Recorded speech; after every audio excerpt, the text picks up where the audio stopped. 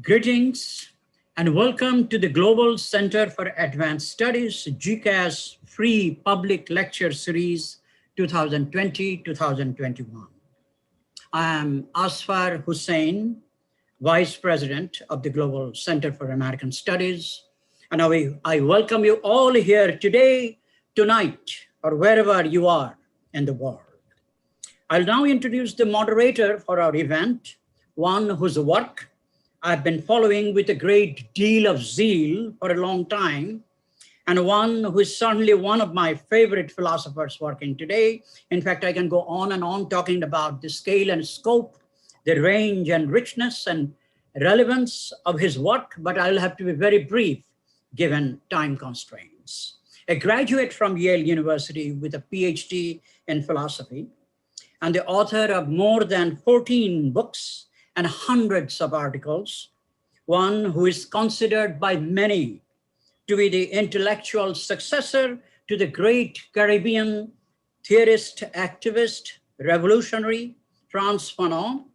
He is surely, in my opinion, a politically engaged philosopher, a committed philosopher, a philosopher committed to the cause of universal human emancipation.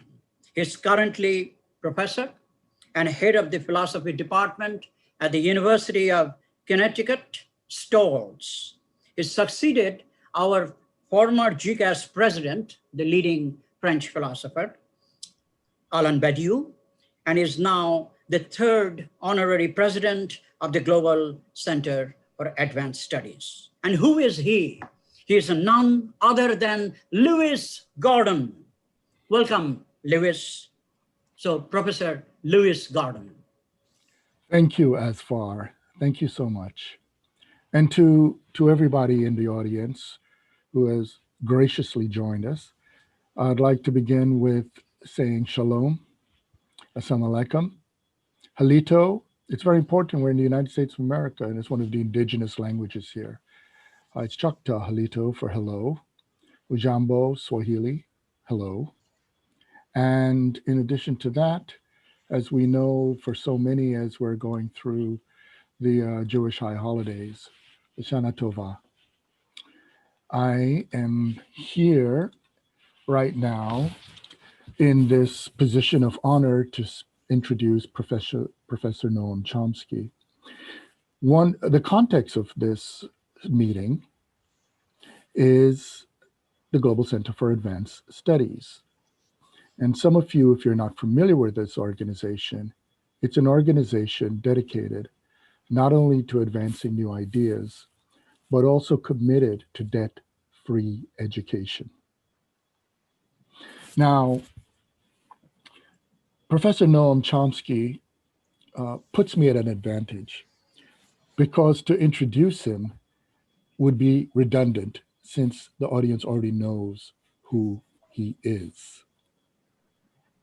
So instead of going through his many accolades, I'm going to introduce him through some brief remarks about not only why he's so precious to us, but also how his thought, his ideas make him the perfect person for a conversation as this one.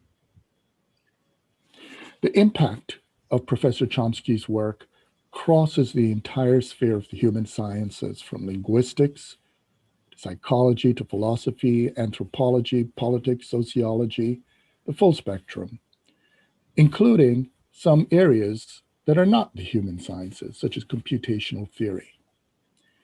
He has authored more than 100 books, but saying somebody's written 100 books, psychoanalytically speaking, is just about quantity.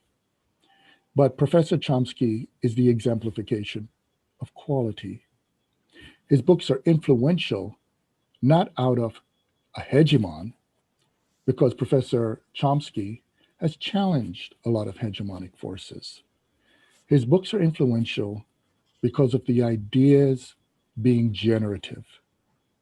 So these influential ideas are such that his books stand also among what we could call classics. His connection to GCAS is squarely rooted in my remark about the commitment of GCAS to education. And many of you know the world right now is such that there are people, particularly corporate forces, market fundamentalists, who actually are not interested in education. They prefer certification instead of education. But as I always remind my students and many audiences, there are a lot of certified idiots in the world. If we bring education and certification together, we bring together a magical force that could contribute to the flourishing of our species and life on this planet. Another aspect of Professor Chomsky is, of course, he was on Richard Nixon's enemies list. Now, the reason I see that as a badge of honor is because many of you know I'm on the enemies list of all the right-wing groups. And there are some enemies who actually honor you through despising you. It's a statement about their ill judgment, but it also means you're actually saying something. And so there are additional elements in why Professor Chomsky and I stand before you right now. Professor Chomsky is currently at the University of Arizona. He is part-time lecturing there. He retired. He's Professor Emeritus from the Massachusetts Institute of Technology, MIT. Now, the name Noam, it means pleasantness from Hebrew. Professor Chomsky and I have something in common, not only in terms of our work in philosophy, but we're also Jewish men. He's from Ashkenazi Jewish communities. I'm from Mizrahi and Sephardic communities. And the striking thing about his name, in Hebrew meaning pleasantness, is, as we know, Professor Chomsky has no reluctance to take on controversy, fire, etc. So his name, if we simply stick there, is a little misleading. His name, however, and his fame is such that he's almost become metonymic. If you were to look up the name Noam, today it says, see Noam Chomsky. So there's a certain point where he has become the embodiment of his name. But what many don't know about the name Noam, linked to the name Noah, linked to the name Noach, is that it also has East African origins. And in the language Medoneter, it means flowing water, flowing time. And it's no accident that the famous Noah, right, the person who built the ark, is linked to water. I bring this up because Professor Chomsky's political convictions are all about freedom. And freedom should not be blocked. It should be let free to flow. So I prefer the East African interpretation of his name. Without further ado, the title of Professor Chomsky's talk is The Most Remarkable Moment in History.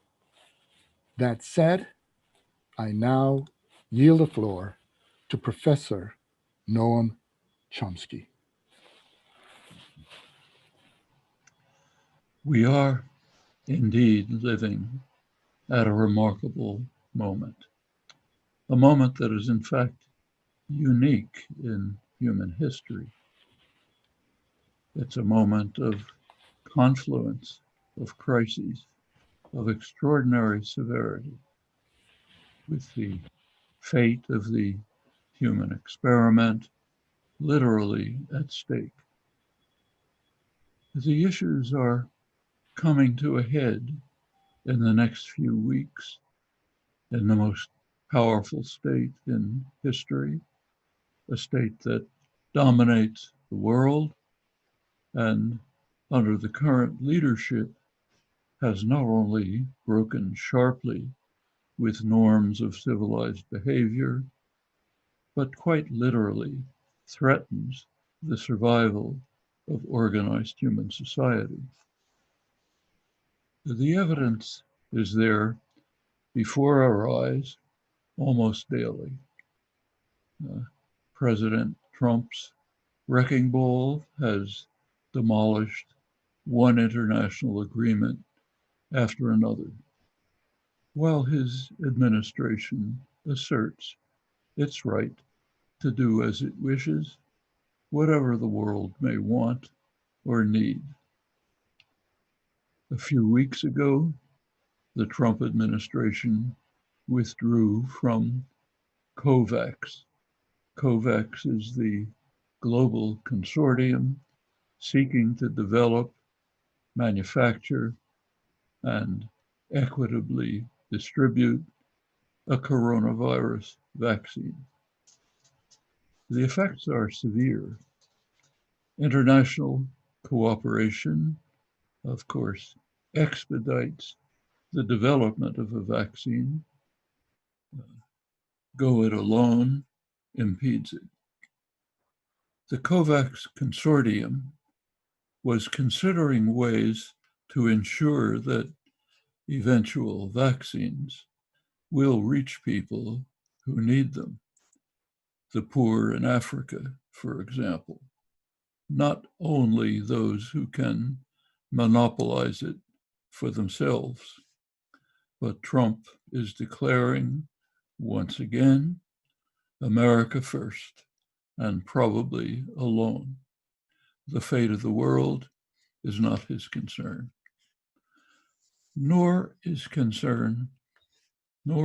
concern the fate of Americans, who he has harmed severely. America first translates as me first. Pulling out of COVAX is just another blow to Americans as well. What is important, all of this pales into insignificance for Trump in comparison to implement his electoral prospects by firing up his rabid popular base.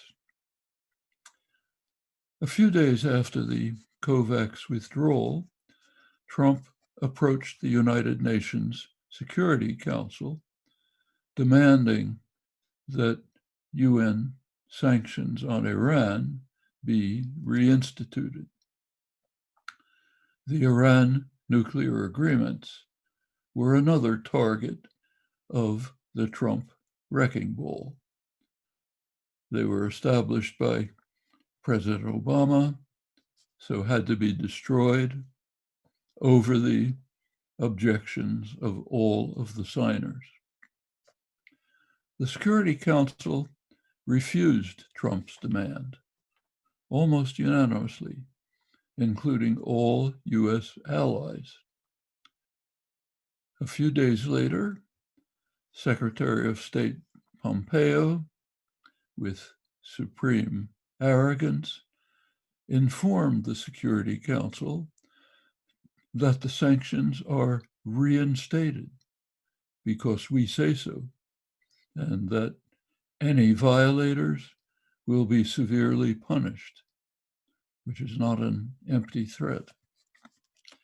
These are only the current moves. We've been watching this for 4 years. Not surprisingly, the rest of the world is concerned, if not appalled. It would be difficult to find a more sober and respected commentator than Martin Wolf of the London Financial Times. He writes that the world is facing a serious crisis, and if Trump is reelected, in his words, this will be terminal. Those are strong words, rarely used. And Wolf was not even referring to the major crises that humanity faces. Wolf was referring to the global order, which is a critical matter, but it's not on the scale of the vastly more serious crises with terrible consequences. These are the crises that are driving the hands of the famous doomsday clock towards midnight. Midnight means termination. Wolff's concept terminal is not a new entry into public discourse. We have been living under its shadow for 75 years, ever since we learned that human intelligence has devised the means that would soon lead the capacity for terminal destruction. That realization was shattering enough, but there was more. It was not then understood that humanity was entering a new geological epoch called the Anthropocene, an epoch in which human activities are despoiling the environment in a manner that is now also moving towards terminal disaster. The hands of the doomsday clock were first set shortly after atom bombs were dropped. The minute hand has oscillated since then as global circumstances have changed. Every year that Trump has been in office, the hand has been moved closer to midnight. 2 years ago, it reached the closest it has ever been. Last January, the analysts abandoned minutes. They turned to seconds, 100 seconds to midnight. The reasons were the ones they have mentioned before: the growing threat of nuclear war, the growing threat of environmental catastrophe, and the deterioration of democracy. That third element might seem out of place, but it's not. Declining democracy is a fitting member of this grim trio. The reason is that the only hope for escaping the two threats of termination is a vibrant democracy in which concerned, informed citizens are fully engaged in deliberation, policy formation, and direct action. That was last January. Since then, President Trump has amplified all three of the threats. He has continued his demolition of the arms control regime that has offered some protection against the threat of nuclear war. He has also been pursuing the development of new and even more dangerous weapons, encouraging a race towards midnight. That's the first threat. Second, he has opened up vast new areas for oil drilling. Meanwhile, staffing the executive with representatives of the business world who are systematically dismantling the regulatory system that somewhat mitigates the destructive effect of fossil fuel use, and that protects the population from toxic chemicals and from pollution. Pollution is a curse that is now doubly murderous in the course of a severe respiratory epidemic. Their latest step, just 2 days ago, was to rescind the decision of government scientists to ban chemicals responsible for brain damage to children. You can make more profit, who cares? Tomorrow, there will be another crime in the service of profit for the rich and the powerful, and for the personal ambitions of the sociopath who's in charge. Trump has also carried forward his campaign to undermine democracy. He has purged the executive branch of the government of any independent voice.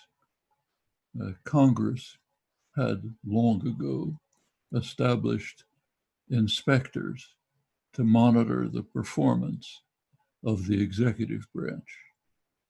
They began to look into the swamp of corruption that Trump has created in Washington. He took care of that quickly by simply firing them. He even went out of his way to insult the senior Republican senator who had spent most of his career establishing this system to try to prevent malfeasance and corruption. There was scarcely a word from the Republican Senate, firmly in Trump's pocket, hardly a shred of integrity remaining, terrified by the popular base that Trump has mobilized. This onslaught against democracy is only the bare beginning. Trump's latest step is to warn that he may not leave office if he is not satisfied with the outcome of the election in November. That threat is taken very seriously in high places. To mention just a few examples, two highly respected retired military commanders released an open letter to the chairman of the Joint Chiefs of Staff, highest military official in the country. They reviewed for him his constitutional responsibility to send the army to remove by force a lawless president. That's their phrase, referring to Trump. To remove a lawless president who refuses to leave office after his electoral defeat. The Pentagon is not ignoring these concerns, much to the distress of senior military officers. Several generals have even announced that they'll resign if Trump proceeds to try to order them into action. Nothing like this was ever thinkable in the past. The concerns reached to the level of the highest scholarship. One of the world's leading scholars of the fascist monstrosity, Yale University professor Timothy Snyder, has been warning of incipient fascism under Trump for several years. Right now, a few days ago, he compared the current moment in America to the early 1930s in Germany. He warned that the Reichstag is burning. He was referring to the event, the Reichstag fire, the event that served as the pretext for Hitler to assume absolute power. Viewing Trump's recent performance, Snyder now concludes that the Reichstag has been on a slow burn since June. We're approaching the moment comparable to Hitler's assumption of absolute power. Not usual words. Many establishment figures also regard the warnings as realistic. One of them is a high-level transition project, which has just reported the results of the wargaming it has been conducting on possible outcomes of the November election. The project members are, I'm quoting the project members are some of the most accomplished Republicans, Democrats, civil servants, media experts, pollsters, and strategists, prominent figures from both parties. Under any scenario, apart from a clear Trump victory, the war games lead to something like civil war, with Trump choosing to end the American experiment, their phrase, choosing to end the American experiment. Again, these are strong words, never heard before from sober, mainstream voices. The very fact that such words are heard is ominous enough. They are not alone, and given incomparable US power, far more than the American experiment is at risk. Nothing like this has happened in the often troubled history of parliamentary democracy. Just keeping to recent years, Richard Nixon is not the most delightful person in presidential history. Richard Nixon had good reason to believe that he had won the 1960 election, that he had been deprived of victory because of criminal manipulation of votes by Democratic Party operatives. He did not contest the results. He put the welfare of the country above his personal ambition. Al Gore did the same 20 years later. Not today. The service to the rich of the Trump Republican Party is quite remarkable, even by the neoliberal standards of exaltation of greed. But it is important to remember that they are only carrying to an extreme, an outlandish extreme, the neoliberal project of the past 40 years. One of the most prestigious research institutions, the RAND Corporation, recently sought to estimate the scale of the gifts that the general population has lavished on the super rich and the corporate sector during the 40 years of neoliberalism. Their conclusion, $47 trillion. Over $1 trillion a year has been transferred from the lower 90%, the working class, the middle class, transferred to the top income earners, over $1 trillion a year. They're not spread among the top 10%. Overwhelmingly, they go to the top tier among the top 10%, the super rich. When President Reagan came into office 40 years ago, initiating the neoliberal assault, the top 0.1% of the population owned 10% of the wealth. In the past 40 years, that has doubled. They now have 20% of wealth a shocking figure. One illustration of how it works is provided by the leading specialists on tax policy, two famous economists.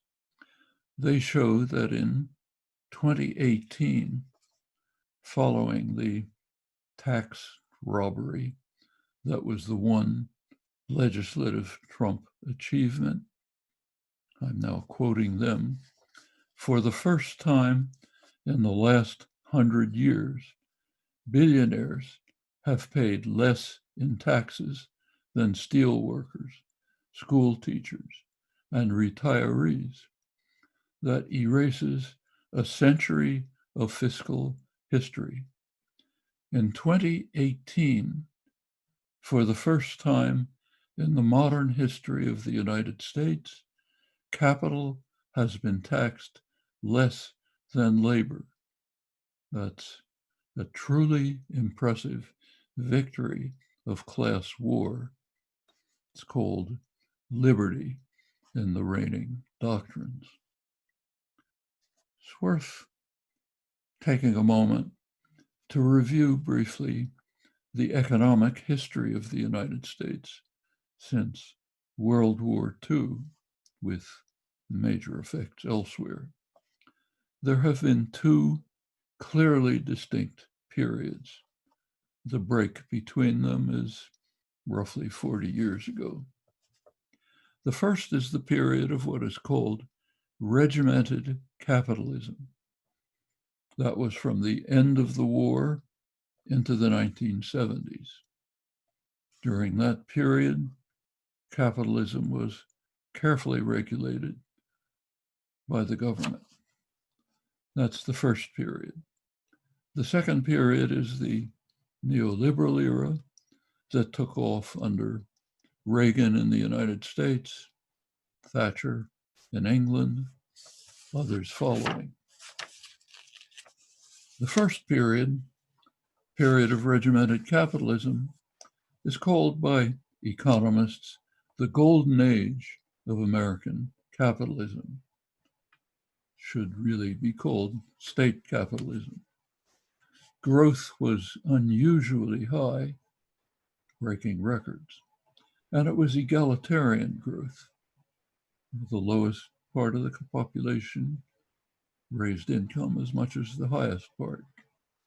Wages closely tracked productivity. Financial institutions were very limited, tightly controlled, no financial crises.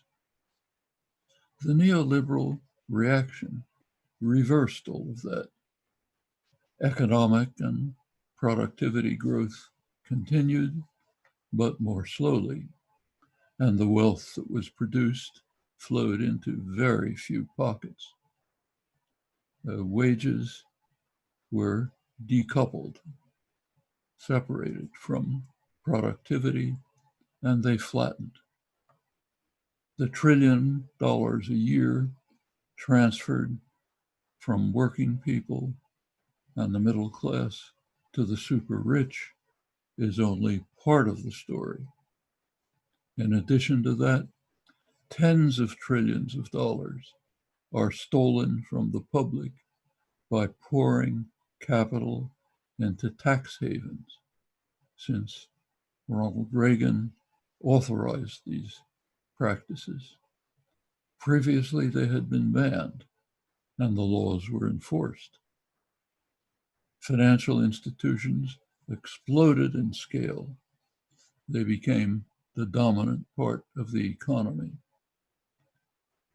contributing nothing to it, but causing regular crises, thanks to the predatory practices that were authorized by neoliberal deregulation, followed by taxpayer bailouts for the perpetrators, which are in fact only a part of the massive subsidy that financial institutions receive.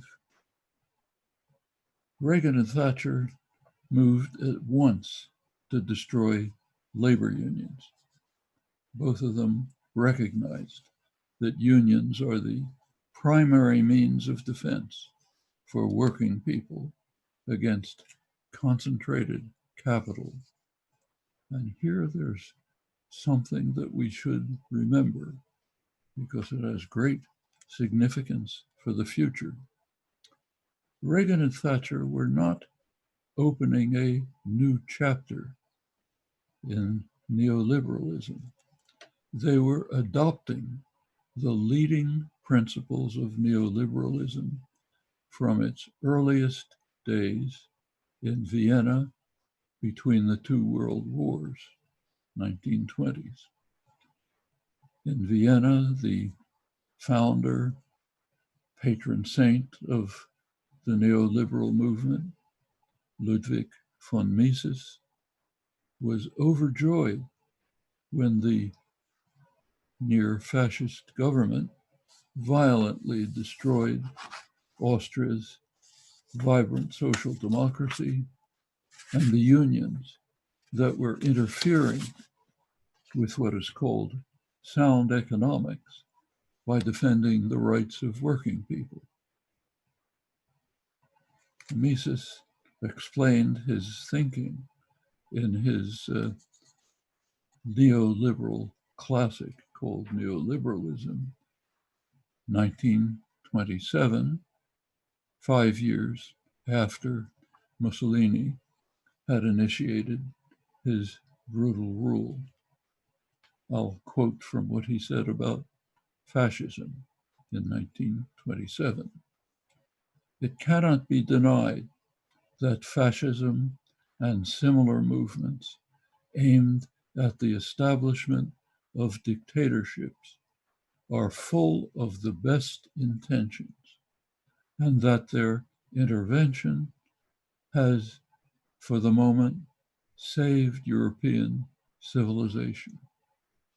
The merit that fascism has thereby won for itself will live on eternally in history, though it will only be temporary, he assured us. The black shirts will go home after having accomplished their good work of destroying unions and social democracy, just as we saw.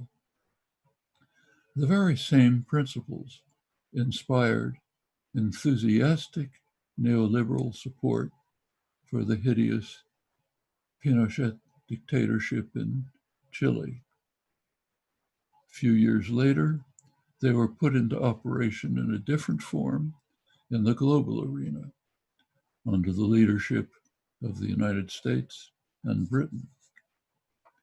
These lessons of the past century should not be hidden away. One of the most striking and consistent lessons is that neoliberalism, with its call for liberty, is perfectly compatible with harsh repression and violence by the powerful state. We should bear that in mind as we move into a new post-pandemic era, something I'll return to in a moment. Going back to the doomsday clock, it was set last January. That was before the scale of the pandemic was understood. Humanity will, sooner or later, recover from the pandemic at terrible cost, at needless cost. We see that very clearly from the experiences that took decisive action as soon as China provided the world with all of the relevant information about the virus on January the 10th. Primary among them were the countries of East and Southeast Asia and Oceania, New Zealand, Australia, and also remarkably Africa, where the countries took quick and effective action and controlled the pandemic. Others followed along too late. Bringing up the rear are a few utter disasters. The first is the United States. The second is Bolsonaro's Brazil. The third is Modi's India. The three major leaders in the current project of dismantling parliamentary democracy are the United States, Bolsonaro's Brazil, and Modi's India. Also the leaders far ahead of others in cases and deaths from pandemics. It's a correlation that one might want to think about. Well, despite the malfeasance or indifference of some political leaders, there will ultimately be some kind of recovery from the pandemic. We will not, however, recover from the melting of the polar ice caps. That's permanent. We will not recover from the exploding rate of fires in the Arctic region that are releasing enormous amounts of greenhouse gases into the atmosphere, or other steps on our march to catastrophe. Right now, the most prominent climate scientists are warning us to panic now, their words. They are not being alarmist. There is no time to waste. Most countries are doing something, not enough, but at least something. But the world is cursed by leaders who are not only refusing to take action, but are deliberately accelerating the race to disaster. The malignancy in the US presidency is far in the lead in this monstrous criminality. It's not only governments.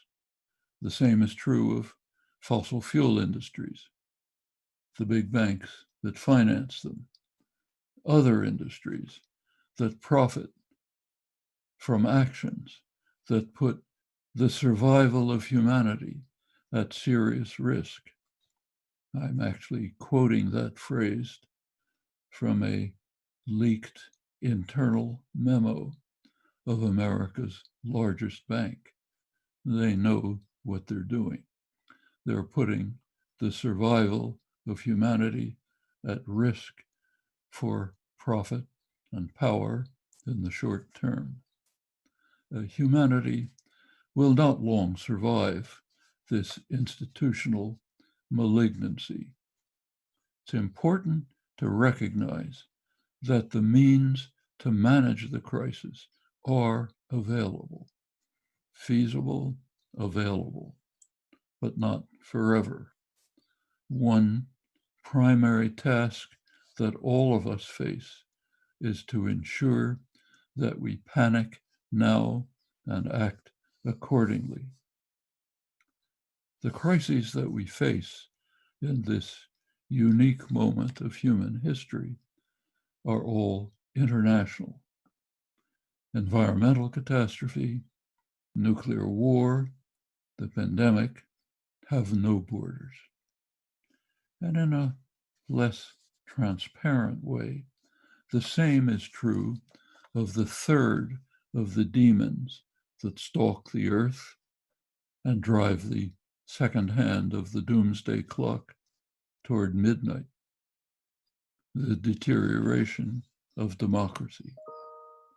The international character of this plague becomes evident when we examine its origins. Worth thinking about that. Circumstances vary, but there are some common roots. Much of the malignancy traces back to the neoliberal assault on the world's population, launched in force 40 years ago. The basic character of the assault was captured in the opening pronouncements of the most prominent figures. Ronald Reagan, in his inaugural address, declared that government is the problem, not the solution. Now, what does that mean? It means that decisions have to be removed from government, which is at least partially under public control. They have to be removed to private power, which is totally unaccountable to the public. Furthermore, the sole responsibility of private business power is self-enrichment. That's what we were informed by the chief economist of the movement 40 years ago, Milton Friedman. Well, I've reviewed some of the consequences deeply rooted in the doctrines that were announced and implemented. They were barely perceived at the time, just as the neoliberal assault was beginning to take shape. The president of the United Auto Workers, major union, Doug Fraser, he resigned from a labor management committee. He expressed his shock in his words that business leaders have chosen to wage a one-sided class war in this country, a war against working people, against the unemployed, the poor, the minorities, the very young, the very old, and even many in the middle class of our society. They have broken and discarded the fragile, unwritten compact previously existing during a period of growth and progress, during the period of regimented capitalism. His recognition of how the world works was somewhat belated, in fact, too late to fend off the bitter class war launched by business leaders who were granted free rein by compliant governments. Now, the consequences over the world are not very surprising. Widespread anger, resentment, contempt for political institutions. All of this provides fertile territory for demagogues who can pretend to be your savior while they're stabbing you in the back. Meanwhile, deflecting the blame for what they're doing to you, deflecting it to scapegoats, immigrants, blacks, China, whoever fits longstanding prejudices. Well, returning to the major crises we face at this historic moment, all are international, and two internationals are being formed to confront them. One of them is the Progressive International. It had its opening session last weekend in Iceland, where the Prime Minister is a member of the governing board. The International is an outgrowth of the highly successful Bernie Sanders movement in the United States and a European counterpart called DM25, was founded by Yanis Varoufakis. It's a transnational European organization seeking to protect what is valuable in the European Union while overcoming the very serious flaws that are now endangering its survival. The International brings together prominent voices from the global South. It's an initiative with great promise, I believe. That is one international. The second one is unnamed. It has been taking shape under the leadership of the Trump presidency. It's a reactionary international comprising the world's most reactionary states. In the Western Hemisphere, its main member is Bolsonaro's Brazil. In the Middle East, prime members are the family dictatorships of the Gulf, the Egyptian dictatorship of al-Sisi, the worst in Egypt's bitter history, and Israel, which long ago discarded its social democratic origins and shifted far to the right.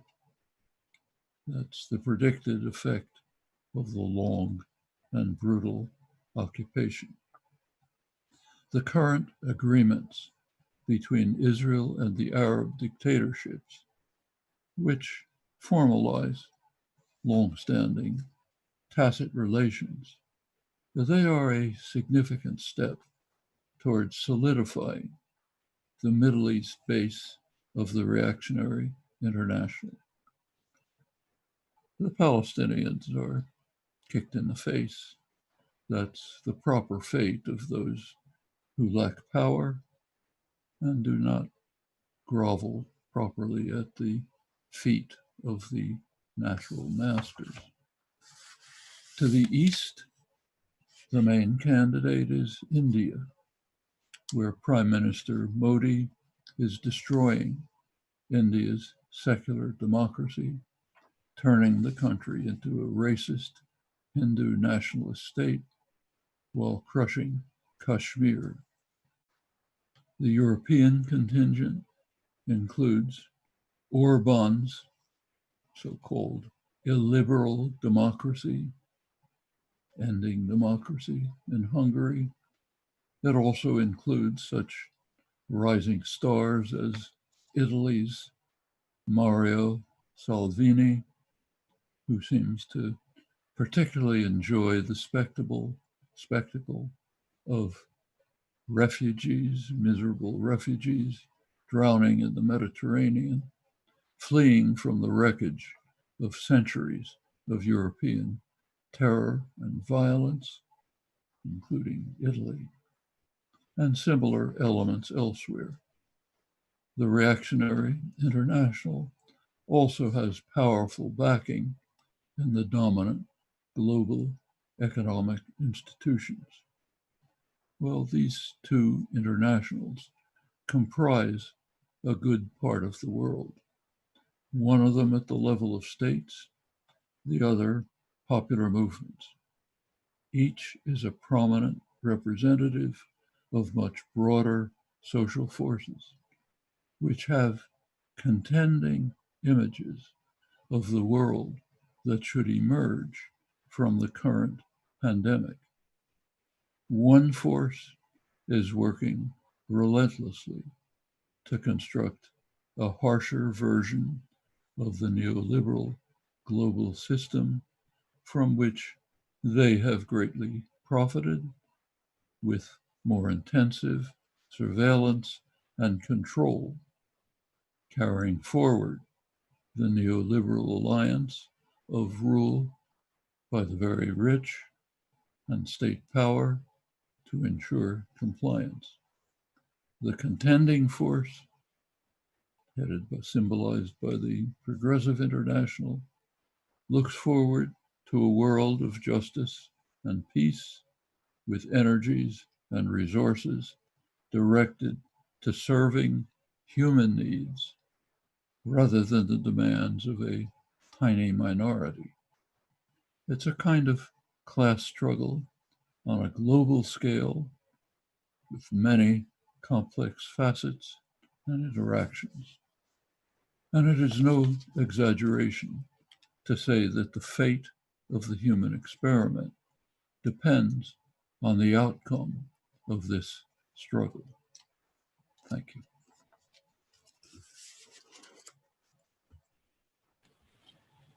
Thank you, Professor Chomsky.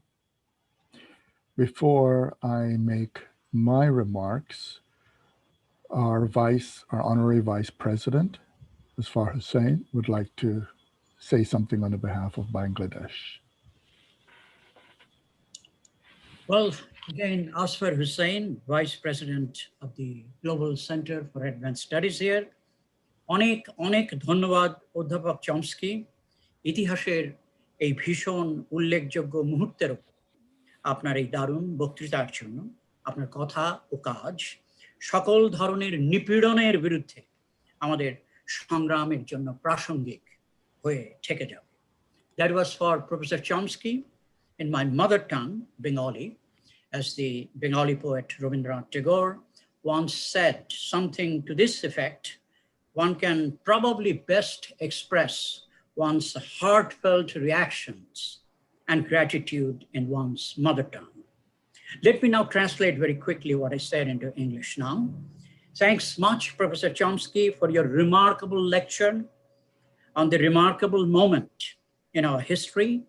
Your words and your works continue to remain and resonate with our struggles against all forms and forces of oppression around the world. Well, I'll be very brief here, as brief as possible. So very quickly, a few words about my own relationship with Noam Chomsky and his work. I come from Bangladesh, a peripheral formation devastated by its ruling classes, by neoliberal assaults in a great variety of ways, by global capitalism, that is, a country where I grew up reading Chomsky in my early 20s and even writing about his work in the areas of both linguistics and politics. In a left Bengali Views Weekly, I co-edited back in the early 90s. In fact, I was introduced to Chomsky's work by a high school teacher living in an obscure village in a peripheral third world country like Bangladesh. And that tells you how far Chomsky can go in an obscure village in a peripheral third world country like Bangladesh. In fact, that high school teacher even wrote a short verse about Chomsky, something that I wanted to share with you all here. I should point out emphatically that in Bangladesh, in a variety of oppositional progressive circles, Chomsky and his work are deeply valued and respected, to say the least, while of course his work has been translated into Bengali in Bangladesh, as well as in West Bengal, India, and a number of my colleagues and comrades and friends and former students from both Bangladesh and India are with us now online for this event today.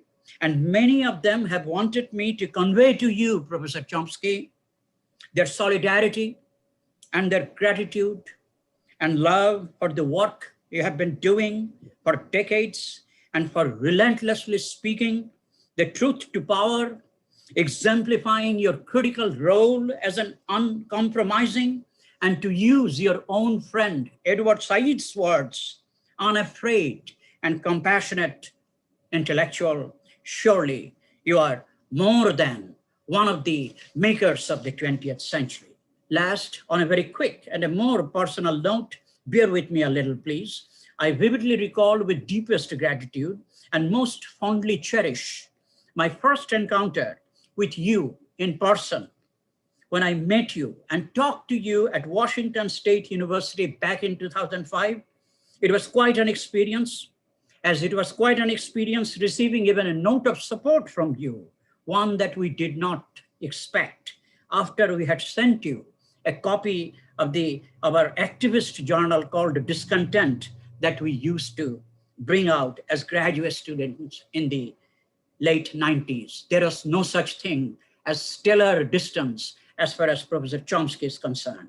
Can thank you enough, Professor Chomsky, And on behalf of my colleagues and friends from Bangladesh and India, I also thank Professor Lewis Gordon and Kristen Davis for making this great event happen in the GCAS public lecture series. Thank you all. Thank you, Azfar Hussain. An additional point, although I mentioned in that it's Jewish high holidays, I also would like to say something to basically to many of our people in South Asia. Some of you, as far already knows, that part of my background is Tamil. So I'll say Machia Varakam to my brothers and sisters, particularly from Pondicherry, Kerala, and all over the globe, and also related to Professor Chomsky's talk, of course, the Dalits, because a lot of people don't understand the extent to which the intellectual energy, struggles, the ongoing way to fight these issues has been long-term and continues among the Dalits in South Asia. Absolutely. And for many of the African Americans, many Black Brazilians, bear in mind that another name for Dalits is the Black untouchables of South Asia. Thank you, Professor Chomsky, for your talk. I'd like to add that there's a tendency when people, when critics, when commentators talk about Professor Chomsky to separate his theoretical work from his political work. But I actually don't read him in that way. Excuse me. I'm still recovering from an illness. The thing is, his theoretical work pulls the rug from under the conceptions of how to understand our species that actually supports the forces at work today. And you may ask, what do I mean? Well, almost anybody who will speak with young people today about our plight will inevitably hear the word human nature. But when they think of human nature, it's often guided by an ideological framework from early European modernity, 15th and 16th century, that took the form of the notion of a tabula rasa, of an empty slate, empty mind. And the idea from that perspective then sets the room for what becomes a way of looking at the human being outside of the human being's relationship to other human beings. This set the framework for the self-interested subject that enabled the ideological presentation from markets, because we should remember humanity has always had markets, to something idolatrous, which is the market. And one of the things about idols is that the market functions like a god for these people, to whom, as we've even seen back in spring, their supporters were asking many to sacrifice ourselves to the market. The market becomes like the god to gobble up everything and everyone. And within that framework, we have to imagine in the United States, while they were making this plea in March and April into May, there were 700 to 1,000 people dying a week. As of the presentation of Professor Chomsky's talk today, we exceed that number per day. So we're living in an environment in which there is a catastrophic level of irresponsibility by a corrupt and a fascist ruling elite. Now, Professor Chomsky's identified, he used the term international to talk about the converging pandemics, if we will. We know that that the novel coronavirus respects no borders. It has no boundaries. Our masks, in fact, individually protect us. But he reminds us of nuclear threat, climate threat, and he's absolutely correct. Make no mistake about it. We're living in a period of a concerted war against democracy. And it's important to bear that in mind because the enemy of fascism has always been the critical force of the people, truth, and ultimately something that it's difficult to say it, but we should say it plainly. It's also a war on excellence. And what I mean by that is that humanity has taken seriously the importance of education, and that is one of the first things that fascists go after. Humanity has understood the importance of education because ultimately we are a fragile species. And the only thing that has enabled us ultimately to go from a near extinct species to 8 billion strong was intelligence. Now, in the midst of all that, this means that we need to take seriously our global reality. Right now, for instance, we are here in an environment in which we must be physically distant.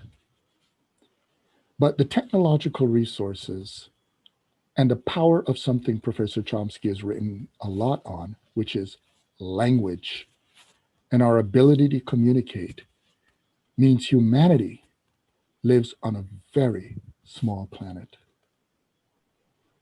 Physical distance doesn't have to require social distance. But the reality of the ruling elite is that they would like us both to be physically distant and socially distant. Because if we're socially distant, we cannot communicate to develop the proper critical response to their machinations. And so humanity is suffering from this consequence of mediocre leadership because, make no mistake about it, this is the rule of little men and little women, but predominantly little men. These are people who are resentful of the fact that they cannot rise to the occasion. And so they have waged a war on anybody who could extend the ethical face and creativity of our species.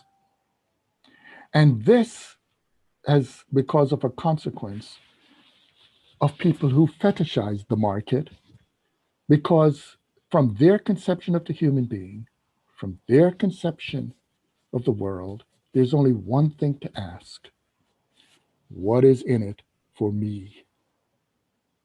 And if one is so self-centered, then one is not even interested in the plight of generations to come, or for those who are not in sight, out of mind.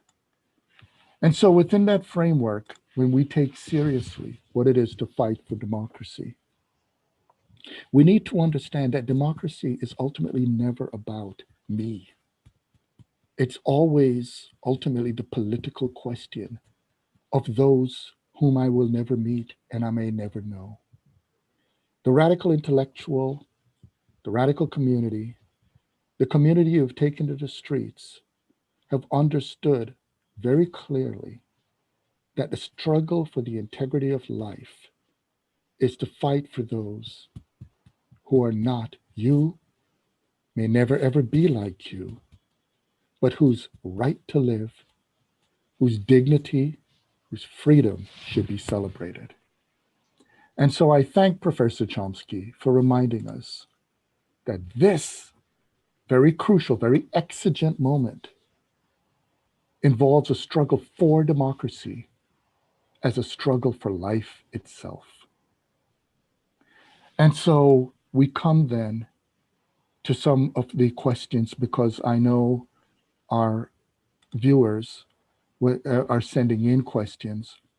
And I'll just pose some brief considerations to kick things off. The first one is, of course, fascism is part of this discussion. But you know, fascism has very interesting layers of orientation. For Dalits, whom I mentioned earlier, for indigenous peoples in Abayala and in North America, for indigenous peoples across the world, and for Black peoples in the United States, the truth is we've been dealing with 500 years of structural racist fascism.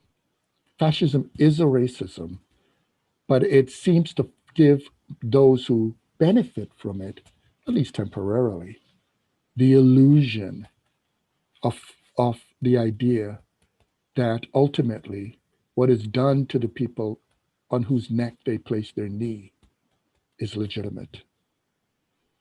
However, as Aimé Césaire said when he looked at World War II, he said he regarded Europe as facing Hitlerism as simply its own values turned on itself. Today, we're witnessing the expansion of fascism to the very groups who think it cannot happen to me. It is okay as long as it's done against the proverbial them. And so what we see here then is the expansion of fascism in terms of the goal it has always had, which is the elimination of the distribution of power as manifested in the people's ability to govern themselves.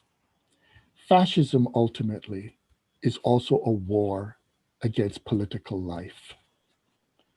And so the reality we're facing right now is one in which, as Professor Chomsky points out, that we are dealing with anti-democracy. But of course, the question I'm curious for Professor Chomsky to reflect on, which I'm sure many are asking, which is a lot of literature tries to say today, a lot of journalists, that we're going toward fascism.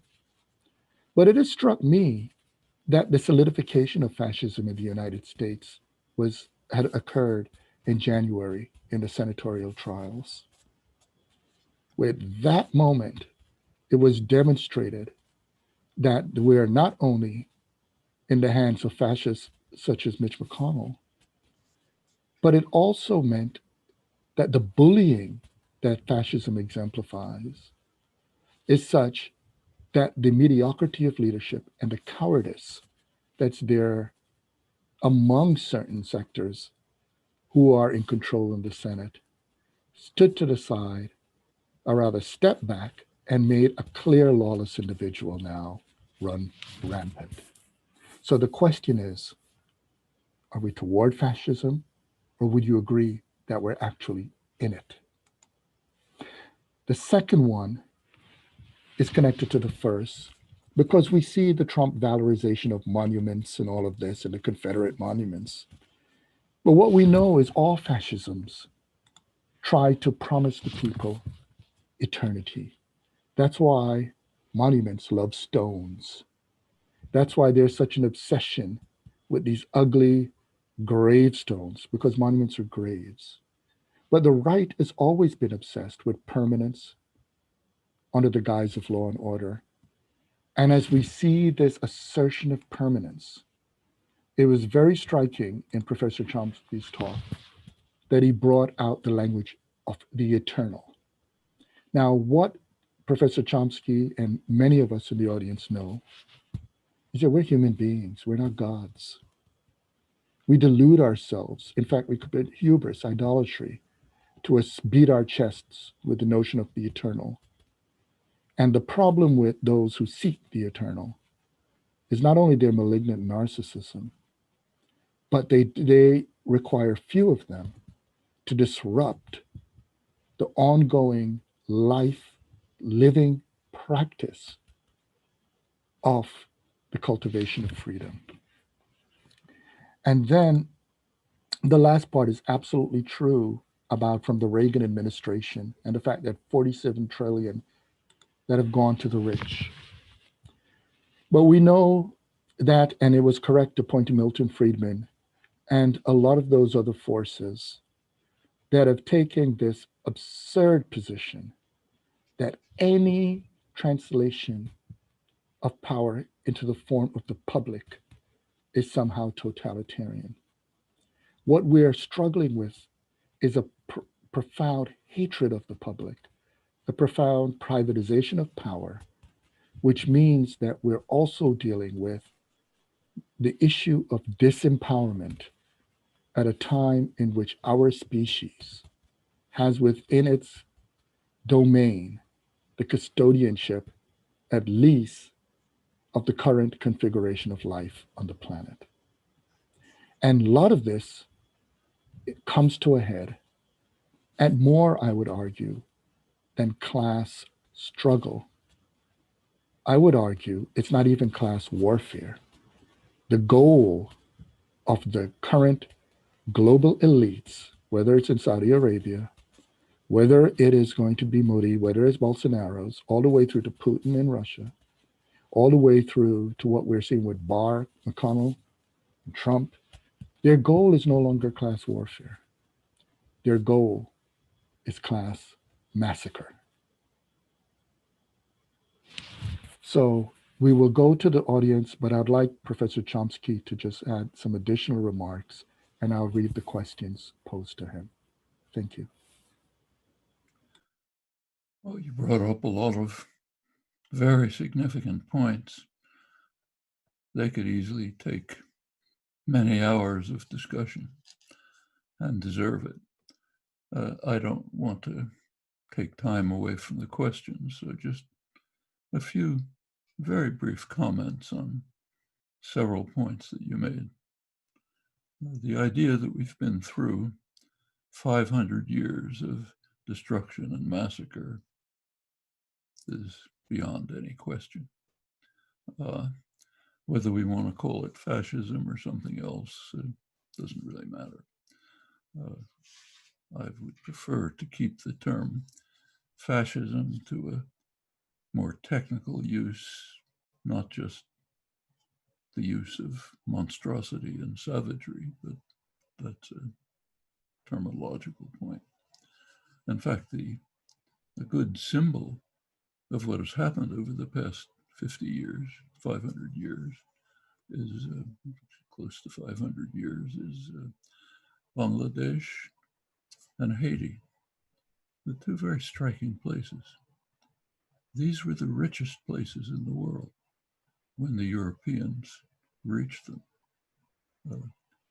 The British explorers, Clive and others who made it to Dhaka, couldn't believe the wealth and richness of the country they were reaching.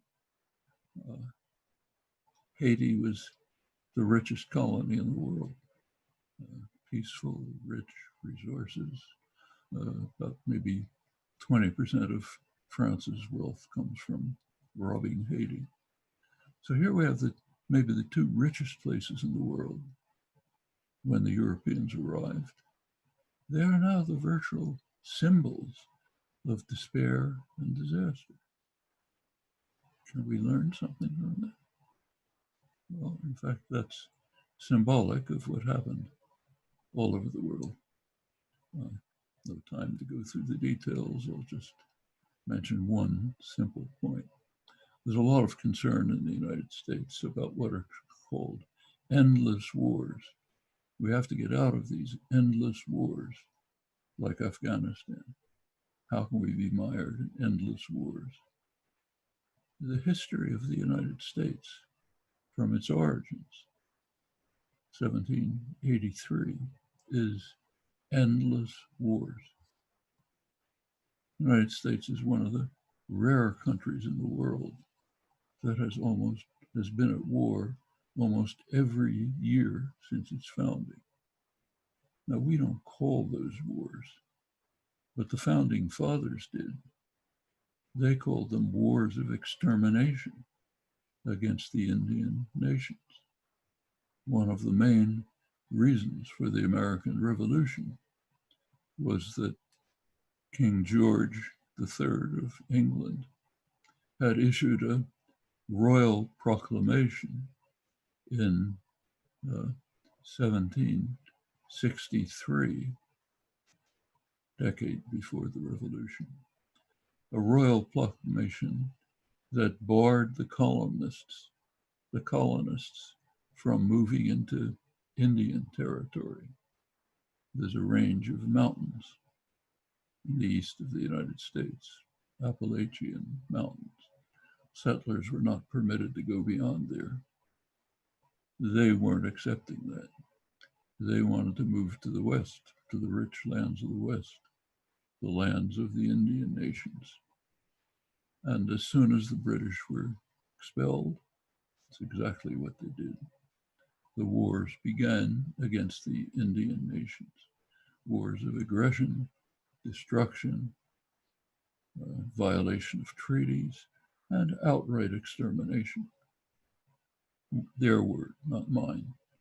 We went through the entire 19th century, also conquering half of Mexico.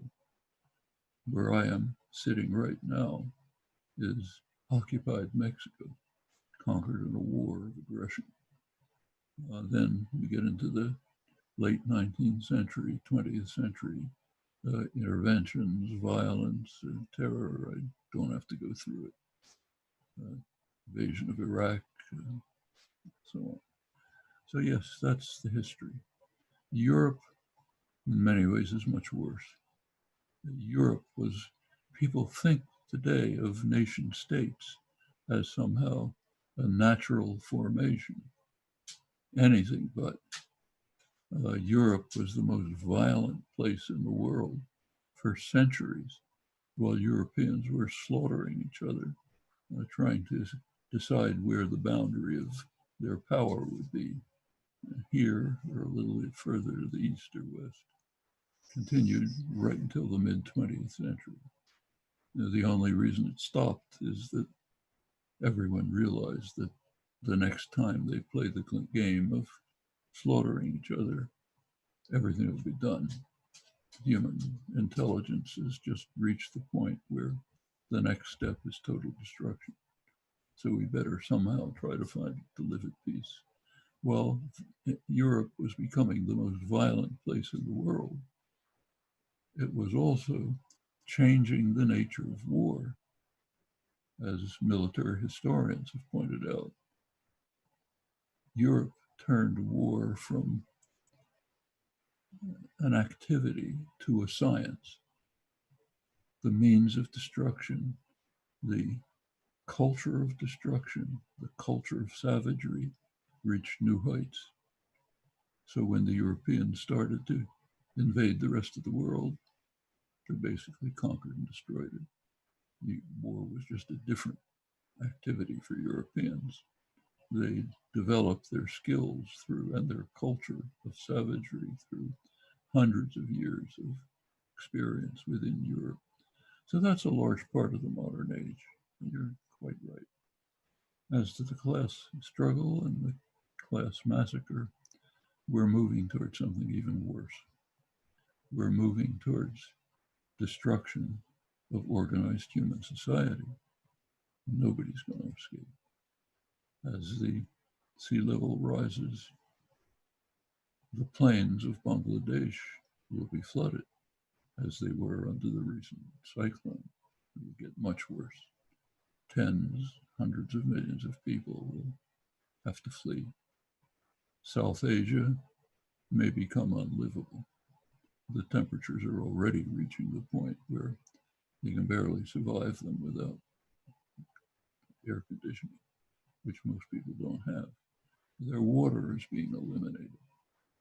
Hundreds of millions of people in India already don't have water. As the glaciers melt and the rivers dry, two nuclear-armed states are going to be facing the question, who gets the remaining water? And we don't have to guess where that's going to lead. Similar things are happening almost everywhere. Where I live in Arizona, it is a desert, but a livable desert. It's going to be an unlivable desert in not too many years, by the end of the century. That's happening everywhere. We are racing towards disaster. The other hideous terror, nuclear weapons. Anyone who looks at the record knows that it's a virtual miracle that we've survived these 75 years. The arms control regime, which began about 60 years ago, has been a help in reducing the danger. It's now gone. Trump has eliminated it. He said, let's race to further weapons, more disastrous, more destructive, an arms race that'll kill us all. We can stop all this. We can stop all of it, but not by sitting back quietly. It's going to have to be, as you said, constant activism out in the streets, in the political chambers, educating, changing consciousness, changing awareness.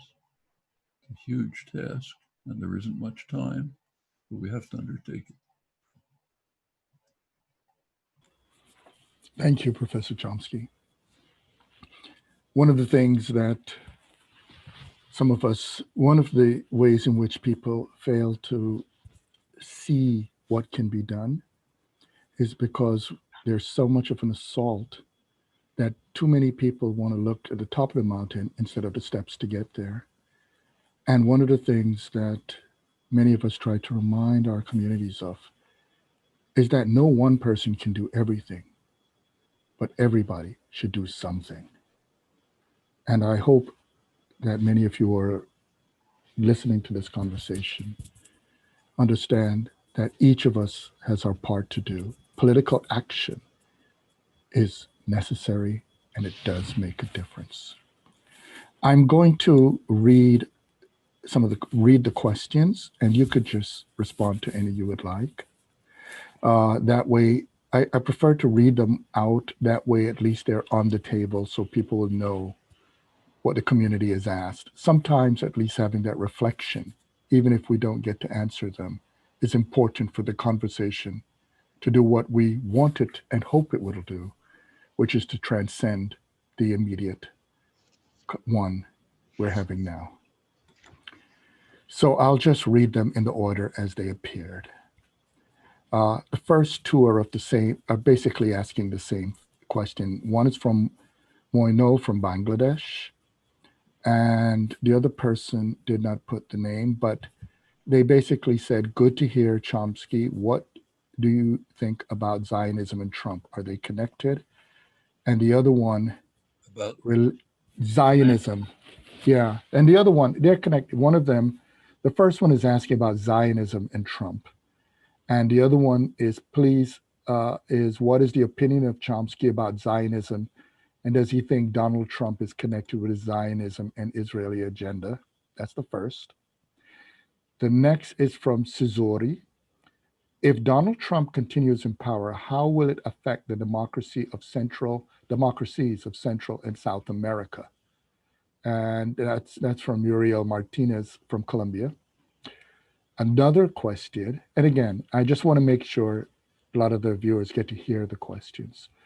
The next one from Alberto Pacheco.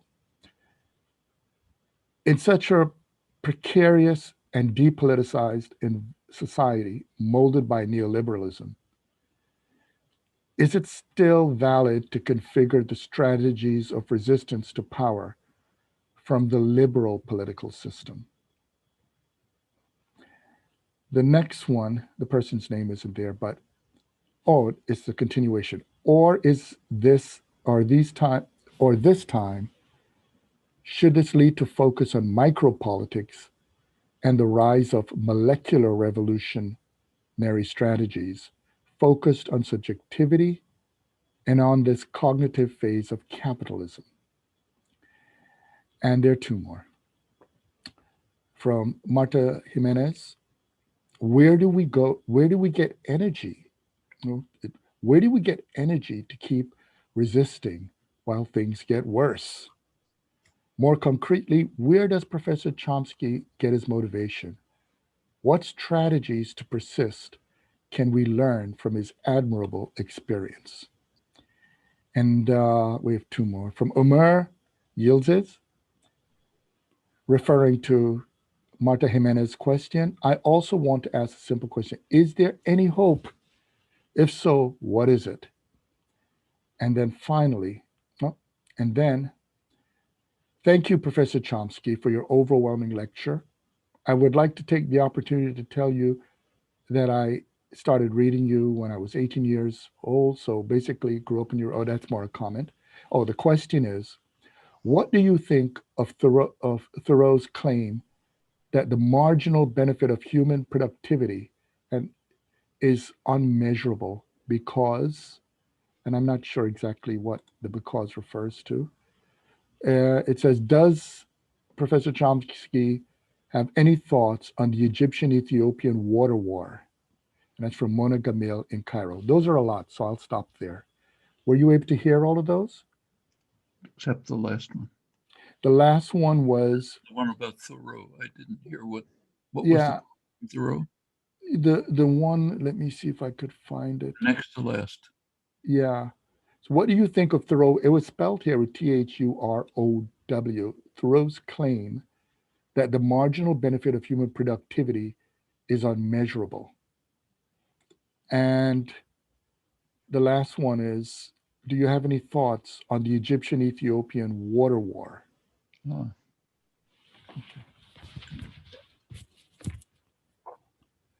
Okay, a few comments. Good questions, every one of them. Could take a long time.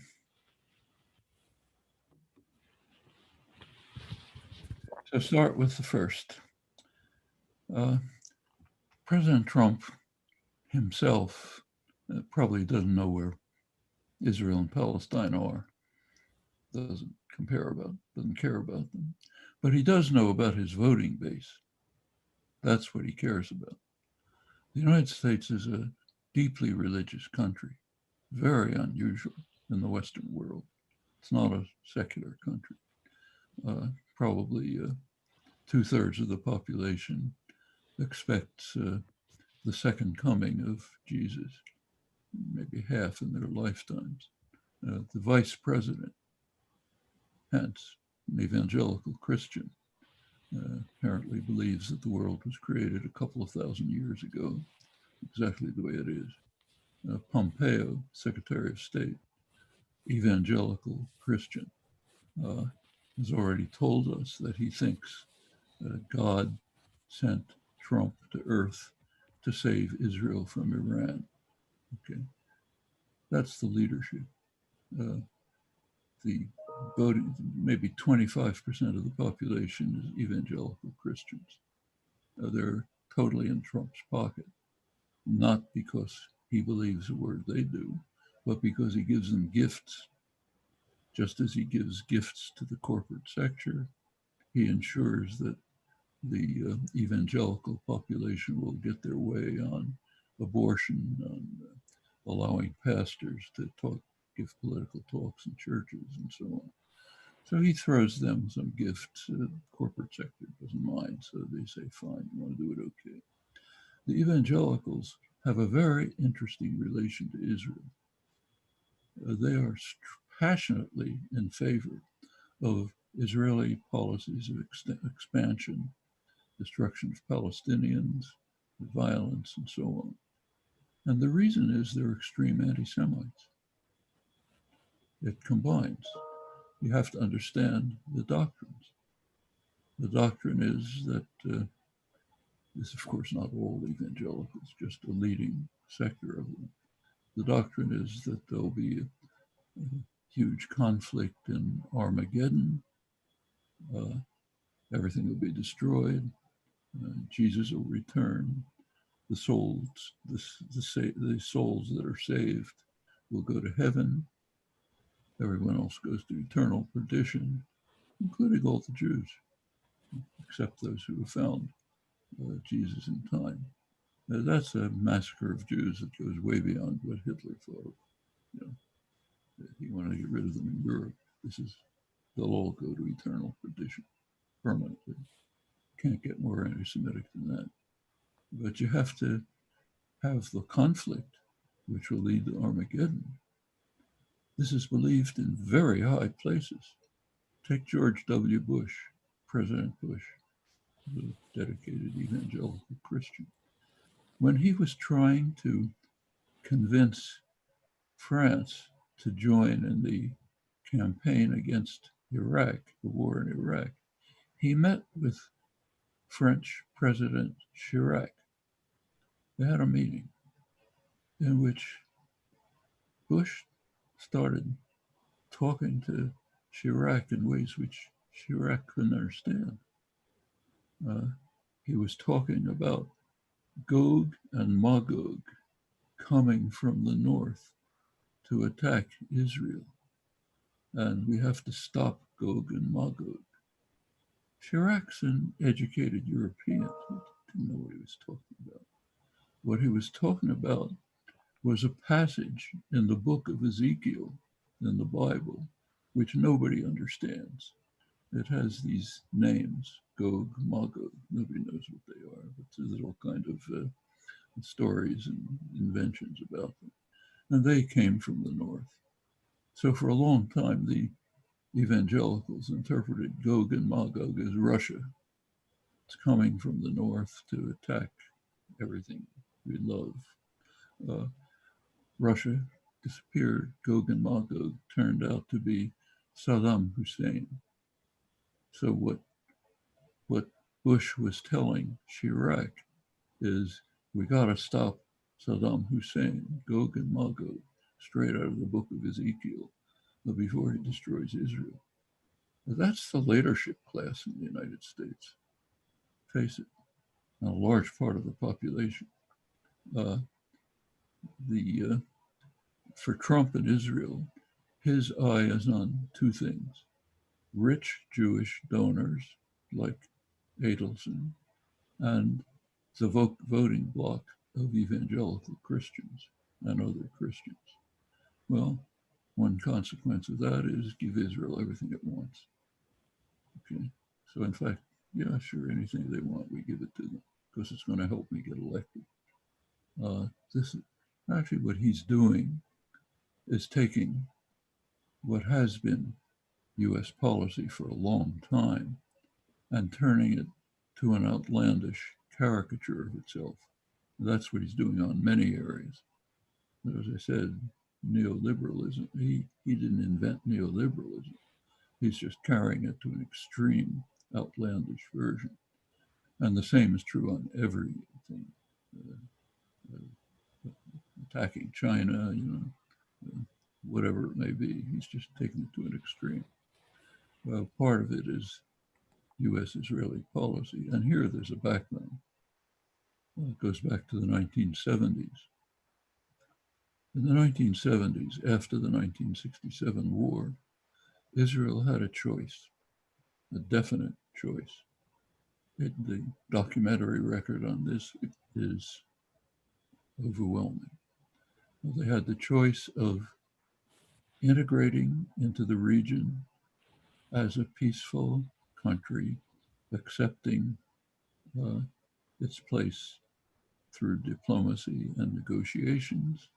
To be precise, they had the choice in the mid-1970s, I'm quoting now, of accepting a Palestinian state on the international border with guarantees, I'm quoting, guarantees for the right of each state to exist in peace and security within secure and recognized borders.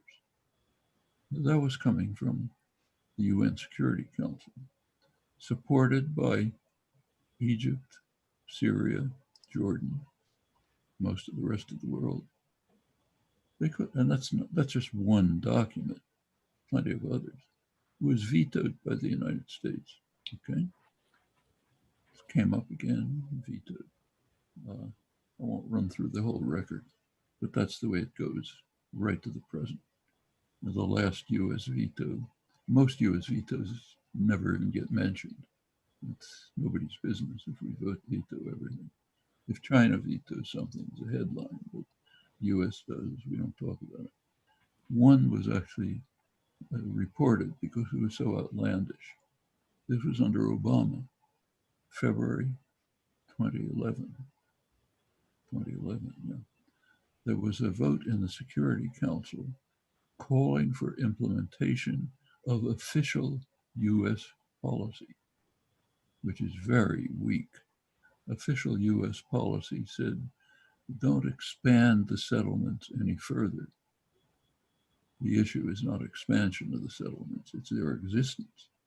But U.S. policy is extremely weak. Don't expand them any further. Just be satisfied with the robbery you've taken. That was the Security Council resolution. Obama vetoed it because it would have been too critical of Israel. That made some reporting. But that's basically been the records from the 70s to the present. The reason why Israel can carry out its project of creating a greater Israel that basically takes whatever it wants in the occupied territories, the reason is the U.S. has backed it all the way. Trump, as I say, is carrying it to an outlandish, obscene level. Is that necessarily permanent? I don't think so. Public opinion in the United States is changing. It's quite striking that the strong support for Israel now is among evangelical Christians and the ultra-nationalist right. It's a big change from 10 or 15 years ago when Israel was the darling of the liberal left, which has now changed. Can't tolerate Israeli policies, especially young people, more supportive of Palestinians than Israel. That could lead to a change in policy.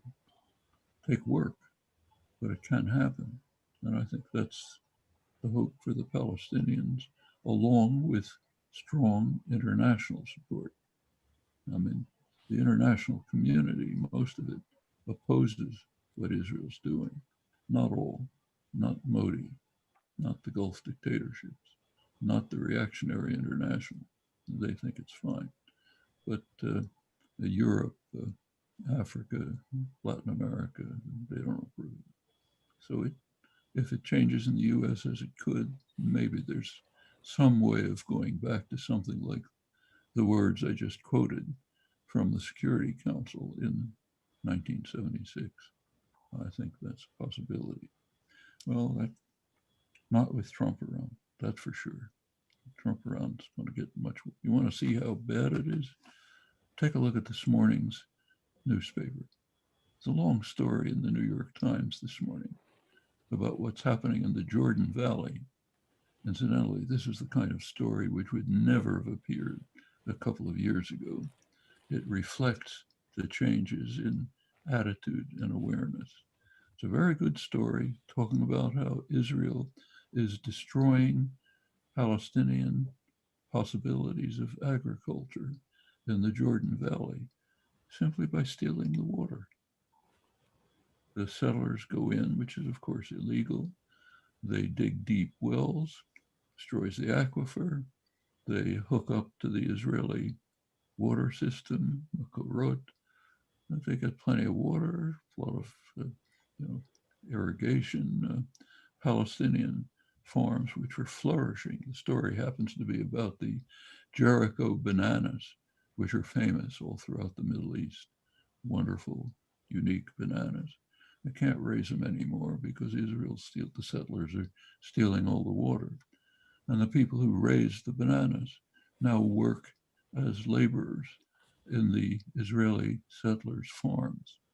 Okay, that's a microcosm of what's happening in much of the world, happening right there. And interestingly, today it is reported in the United States. A couple of years ago, it had never been reported. That's an indication of the changes in attitudes I'm talking about. Maybe this will break into people's minds. It'll be possible to get out on the streets, as you were talking before, and do something about it. So there are possibilities, but a lot of work. Yeah, I was thinking, I'm sorry, I was thinking just before you go to the next point, this is an opportunity also because we have been focusing on neoliberalism, but what's striking is also what you outlined is linked specifically to neoconservatism as well. And what's striking about neoconservatism because I mean, we already know that Trump is not only a racist, but what's used as an excuse is his son-in-law, and certain Jews who are in his administration. But they are neoconservative Jews. And one of the things that's striking about neoconservatism, all the way back from the writings of Crystal through, is not only its anti-Black racism, but there's also this bizarre situation where neoconservatives, as we see, would rather be in a room with neo-Nazis than to be in a room with progressives or Black people and many of the other indigenous peoples. So I just wanted to add that in because in addition to the evangelicals, there's a situation, of course, as you mentioned, there was an opportunity for a different Israel, but there is an Israel right now that is formulating policies and people in the White House who are formulating policies that would just frankly make so many people, so many of the victims of Shoah, Holocaust, as the expression goes, turn over in their grave. Nobody could have imagined a day to see individuals in power who are Jewish allying with neo-Nazis. And I just wanted to, at that point, raise the question of neoconservatism. Yeah. In fact, I think the base for support for Israel is evangelicals, a lot of the Christian community, and ultra-nationalists, among them the conservatives. Of course, plenty in the Jewish community, but the young Jewish community is moving away substantially. Absolutely. Yes. In fact, that's a big issue with Jewish communities right now. The younger Jewish community is moved away from that. Big issue inside the Jewish community. The younger people are just drifting away. They don't want to have part of this. Well, Central and South America, as long as Trump is in, we know what he's going to support. The most reactionary elements in Central and South America. I mentioned Bolsonaro, Duque in Colombia, just pick them up one after the other. That's just in his blood. And he'll be supported by the international economic institution and the investor class in the United States. For them, the model the U.S. model for Central and South America was established in 1945 and hasn't changed since. After the Second World War, the United States was, of course, the world dominant power. It kind of laid out for every part of the world what its function was. It was quite sophisticated. For Latin America, if you want to see it, it was established in February 1945 at a hemispheric meeting that the United States called in Mexico, Chapultepec, Mexico. They established what they called an economic charter for the Americas. The economic charter for the Americas, as the State Department described it, said we have to put an end to the new nationalism in Latin America. I'm virtually quoting. The new nationalism claims that the resources of a country should be used by the people of that country. We've got to put a stop to that. The resources of countries are to be used by the international investor community, which means us, okay, secondarily others, but mainly us. Europe, Central America, and Latin America are not supposed to undergo independent development of any kind, but only dependent development, which we will determine and which will be primarily in our interests in what is called euphemistically an open market. Like the very powerful can compete and the very poor can compete. The nature of the open market, the liberal market, was described very well by Anatole France, French writer, maybe 100 years ago or so. He said, the open market means that the rich man and the poor man are both free to sleep under the bridge at night. That's the free market. So Central America and the United States can compete openly, but the idea of using resources for your own purposes, that's out. That's the new nationalism, which we have to smash. Okay, I'm afraid I've got a lot of rather annoyed canines here. I'll have to leave in a few minutes, but that's okay. Let them be. They're quiet for a certain amount of time, but their patience is limited. It's one of the problems of working at home. Okay, guess stay down. Well, I won't run through the whole history, but especially Latin Americans are very familiar with this. It's been acted out over and over. Now, Trump is an extreme. Democrats are not all that different, but they're not that extreme. Under Democratic, more liberal administrations, there are opportunities for activists here to change the nature of policy. Not under Trump. No influence of popular activism. And that makes a big difference. And I think that's where of course, there's plenty of internal things. I don't want to say that Latin Americans are agents on their own. They're not just reacting to the US, but it's a big, powerful force. It's, could go on with that, there's plenty to say, but let me say something about a lot of these questions had to do with sources of energy, motivation, is there hope, and so on. I think all of those things fall together. Let me go back to one of my favorite philosophers, David Hume. He wrote a book called Principles of Government around the mid-18th century, First Principles of Government. The first paragraph of it explains that, as he puts it, power is in the hands of the governed, of those who are governed. In all societies, the only way the powerful maintain themselves is through consent, through obedience. They don't have the power. Their power is very fragile and can be taken away. But that requires that consent be withdrawn. And that is across the board.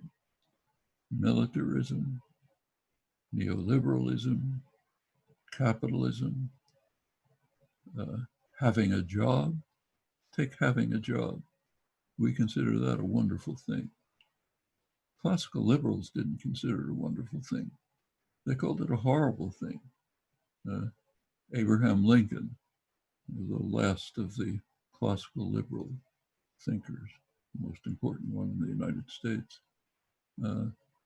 Lincoln and his Republican Party regarded wage labor as no different from slavery, except that it was temporary till you could become a free person. That goes way back to classical Greece and Rome.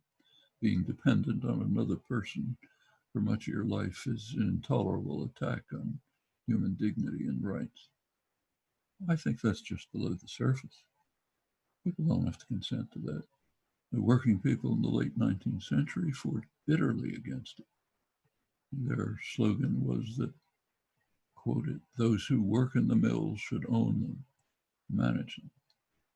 Don't have to have bosses telling you what to do, when you can take a bathroom break, what clothes you have to wear. You don't have to spend your waking life under those conditions of servility to a master. All of this depends on consent. I think Hume was correct. And there's, as Marx pointed out, the ruling ideas in any society are the ideas of the masters of production. But that's what Gramsci called hegemonic common sense. But that's thin. That can be pulled apart and overcome. Now we see it happening all the time.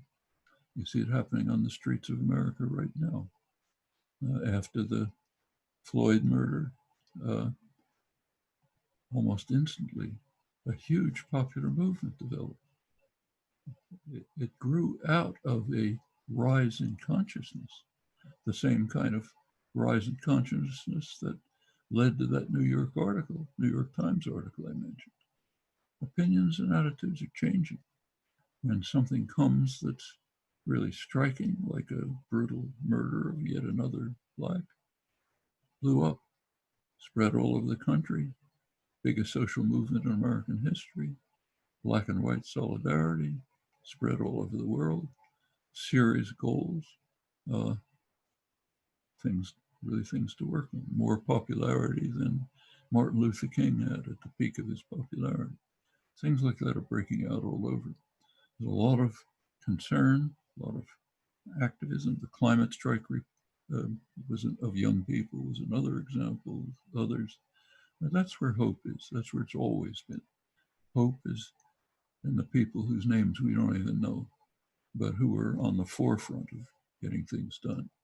They create the conditions under which more famous people get their names known. Always been true. That's a source of hope now, and it's a real source.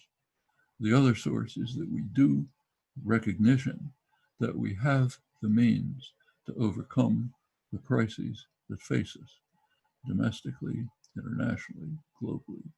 So we can grasp those opportunities. And that's a source of hope. And that's all we have to think about. And what I have to think about is leaving, I'm afraid. Thank you, Professor Chomsky. For the audience, there were people who were curious about Iraq and other questions, particularly in terms of economics, but we'll have to save that for another time. What I would like to thank you. I would like to thank the Vice Chancellor and Director of GCAS, Kristen Davis, our Vice President, Azfar Hussain.